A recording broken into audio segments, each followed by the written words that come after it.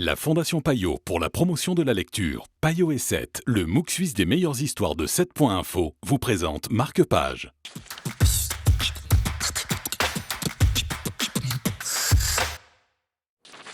Bonjour et bienvenue dans ce nouveau numéro de Marque-Page. Bonjour Yvan. Bonjour Jessica. Aujourd'hui ce livre Ustrinkata de Arno Cavendish, un livre qui a été traduit donc, du romanche. Oui, alors effectivement, donc c'est la dernière traduction des ouvrages de Arno Cavendish.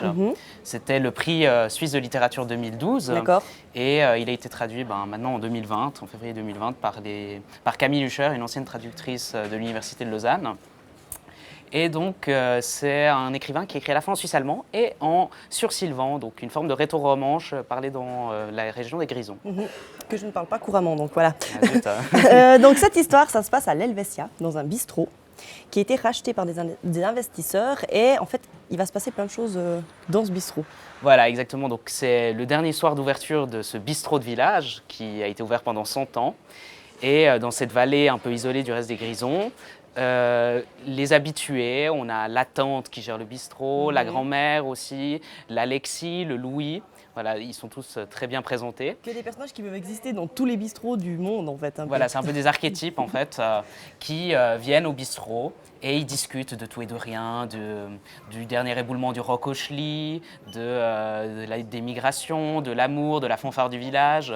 Et de temps en temps, il y a d'autres personnages qui arrivent qui viennent boire leur bière. Par exemple, le Romdi, qui est le chauffeur du car postal dans la vallée, qui détient le record du nombre d'accidents. Il y a aussi le John Brioietta, qui est un vieil homme qui n'entend plus. En fait, il est sourd. On doit lui apporter un cornet pour qu'il écoute. Et ils racontent en fait tous un peu des histoires.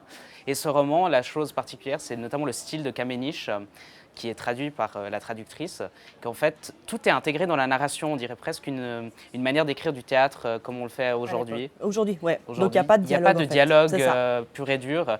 Tout est intégré par dit Louis, dit l'Alexis, dit tel personnage. Et donc du coup, peut-être qu'au début, on a un peu de peine, mais il ne faut pas se laisser décourager parce que c'est très entraînant. D'accord. Alors on se réjouit de le lire. Ustrinkata, notre conseil de lecture dans Marque-Page aujourd'hui.